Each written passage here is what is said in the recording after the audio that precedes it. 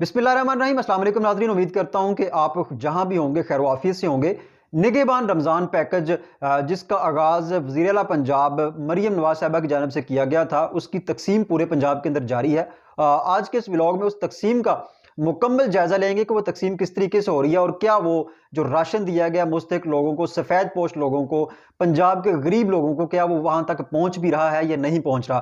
तो मुकम्मल तफसील के साथ इस व्लॉग में डिस्कस करेंगे।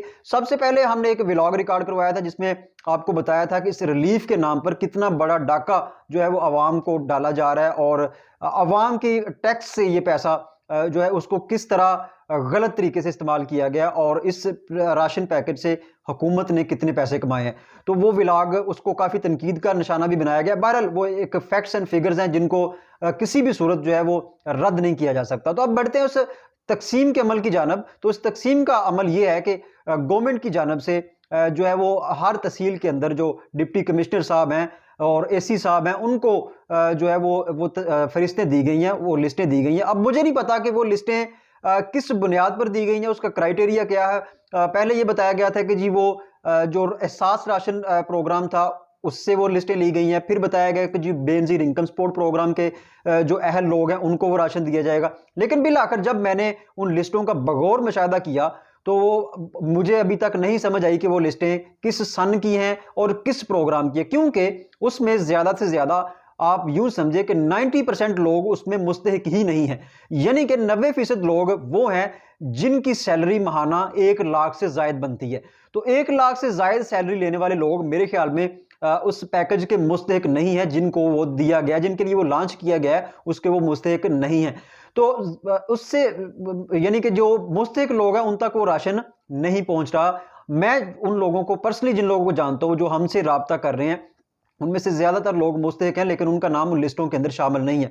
दूसरे नंबर पे वो जो लिस्टें दी गई हैं उनके ऊपर डाटा ही मुकम्मल तौर पर नहीं दिया गया। अगर किसी का नाम मौजूद है तो उसका वालिद का नाम नहीं है, अगर किसी औरत का नाम मौजूद है तो उसके वालिद या उसके शोहर का नाम साथ मौजूद नहीं है, और साथ जस्ट आईडी कार्ड नंबर लिख दिए गए हैं। और उनमें से भी बेशतर जो आईडी कार्ड नंबर हैं उनका रिकॉर्ड ही फाउंड नहीं हो रहा, यानी कि उनका नादरा का रिकॉर्ड ही मौजूद नहीं है।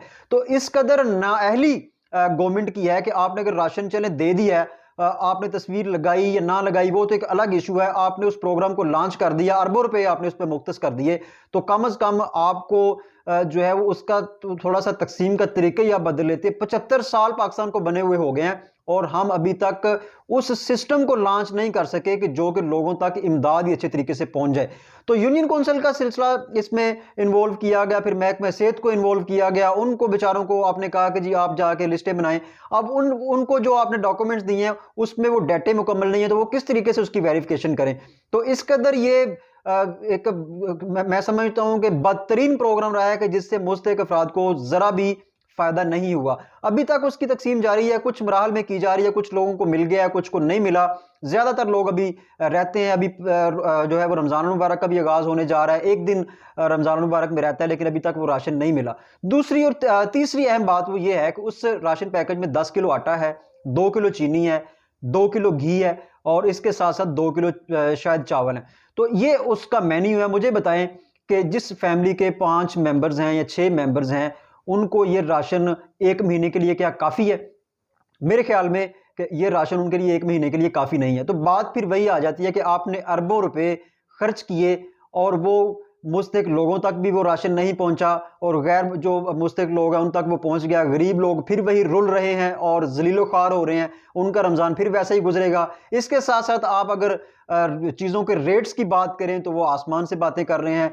बेसिक जो नीड्स हैं, जो अशिया ज़रूरत है बेसिक, वो सारी महंगी हैं। खजूर से लेकर आलू प्याज तक जो है वो बहुत ज़्यादा महंगे हैं, आम शहरियों की पहुंच से वो दूर हैं। और आपके जो प्राइस कंट्रोल मजिस्ट्रेट हैं वो सत्तू पी के सोए हुए हैं। तो मैं गुजारिश करूंगा मरियम नवाज साहिबा से कि चलें, वो पहले तो आपसे गलती हो गई, आपको शायद ना पता हो कि हमारे यहाँ जो गवर्नेंस है वो किस तरह की होती है, इस तरह के काम जो है वो किस तरीके से होते हैं। एक वीडियो अभी आप स्क्रीन के ऊपर देखें कि ये मनाजर हैं शायद बांग्लादेश के, कि जहाँ राशन तकसीम किया जा रहा है और राशन का जो है एक ढेर लगा हुआ है और वहाँ से लोग अपना जो है वो राशन लेके जा रहे हैं, और बड़े ही एक तरतीब के साथ और बड़े महज़ब अंदाज के साथ। हमारे यहाँ तो अलमिया ये है कि हमारी आवाम भी उस कदर महज़ब नहीं है कि अगर यहाँ इस तरह का कोई तरीका इख्तियार कर भी लिया जाए तो आवाम जो है उसको अपनाने के लिए तैयार नहीं होगी। हर बंदा 3-3 4-4 पैकेट उठा के ले जाएगा और हम एक दूसरे का भी ख्याल नहीं करते। तो हमारे यहाँ ये एक अवामी अलमिया भी मौजूद है, लेकिन इसके बावजूद गवर्नेंस के जो मसाइल हैं उनको हल होना चाहिए। बहुत सारे तरीके मौजूद हैं कि जिसके जरिए आप बाइज्जत तरीके से जो है वो राशन पहुंचा सकते हैं। अभी मरियम नवाज साहिबा ने नोटिस भी इस बात का लिया है कि मैंने तो इस बात के अहकाम जारी किए थे कि गरीब लोगों को उनके घरों तक जो है वो राशन दिया जाए। अभी एक वीडियो वायरल हुई जब वो एक घर के अंदर गई जहां वो एक बुजुर्ग खतून से पूछती हैं कि आपको राशन मिल गया है, किस तरीके से मिला है। तो वो उस बुजुर्ग खतून ने और साथ उनका जो बेटा खड़ा था उसने इसकी कली खोल के रख दी है कि हमने जलीलो ख्वार होकर ये राशन जो है लेकर आए हैं, लाइनों के अंदर धक्के खाकर हम राशन जो है वो लेकर आए हैं। तो उससे मरियम नवाज साहिबा को अंदाजा हो चुका होगा कि ये उनका प्रोग्राम किस तरीके से अच्छा रहा और किस कदर ये प्रोग्राम बढ़ गया। तो मैं समझता हूँ ये प्रोग्राम बिल्कुल बढ़ गया।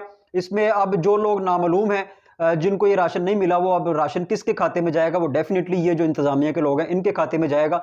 और अगर एक कस्बे, एक देहात या एक शहर के अंदर मिसाल के तौर पर 500 लोगों की लिस्टें आई हैं, तो उन 500 लोगों में तकरीबन 250 से ज़ायद जो लोग हैं वो नामालूम हैं, उनका कोई पता नहीं है, उनकी आइडेंटिफिकेशन ही नहीं हो रही। तो वो 250 से जो ज़ायद लोग हैं उनका राशन किस खाते में जाएगा? यानी कि वो 150 से 200 लोगों को तो मिल गया, खा वो मुस्तहिक है या नहीं मुस्तहिक, उनको मिल गया, लेकिन जो बाकी नामालूम लोग हैं उन तक वो राशन नहीं पहुंच सकेगा। तो सवाल ये है कि वो राशन अब किसके खाते में जाएगा? या तो वो गवर्नमेंट के पास वापस चला जाएगा और या फिर ये लोग जो इंतजामी अमूर में शामिल हैं ये उनको अपने खाते में डाल लेंगे। तो इस कदर बैड गवर्नेंस और बैड हिकमत अमली से ये राशन तकसीम किया गया है जिसका बिल्कुल भी कोई फायदा नहीं हुआ, और खासतौर पर उन लोगों को जिनके लिए ये प्रोग्राम लॉन्च किया गया था, गरीब लोग, सफेद पोश लोग, वो अभी तक उसी तरह की जिंदगी गुजारने पर मजबूर हैं। तो अभी नेक्स्ट स्टेप आता है कि आप रमजान के अंदर खुदा के लिए प्राइस कंट्रोल मजिस्ट्रेट को थोड़ा सा हिलाएं, उनको जगाएं कि भाई आपकी ये जिम्मेदारी है, आपने प्राइस को कंट्रोल करना है, आपने यहां गहरी नींद नहीं सोना। तो मैंने आज तक कभी इन गुनाहगार आंखों से कोई इस तरह की कार्रवाई होती नहीं देखी जिसमें प्राइस कंट्रोल मजिस्ट्रेट ने अपना किरदार अदा करके हर रमजान के अंदर जो है वो इस प्राइस को कंट्रोल किया हो। हर रमजान के अंदर यही सूरत हाल होती है, अशिया की कीमतें जो है वो आसमानों से बातें कर रही हैं। आप रिकॉर्ड उठा के देख लें गुज़श्ता 10 साल का, और 10 साल के 10 रमजान में यही सूरत हाल रही है।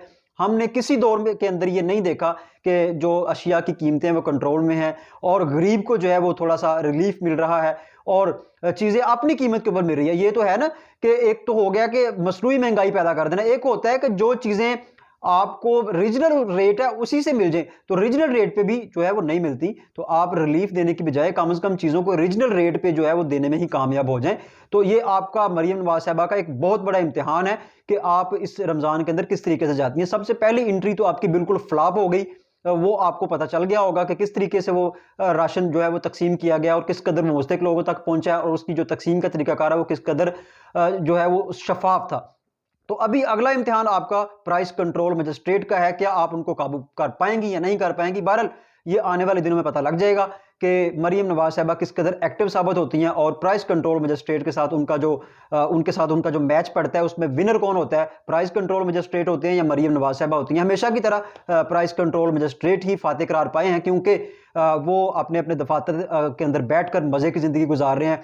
गरीब का उनको तो बिल्कुल भी नहीं पता, गरीब भूखा मार रहा है या उनको कुछ मिल रहा है या नहीं मिल रहा, बहरहाल उनको तो सब कुछ मिल रहा है। तो अब देखते हैं कि मरियम नवाज साहिबा इस हवाले से क्या करती हैं।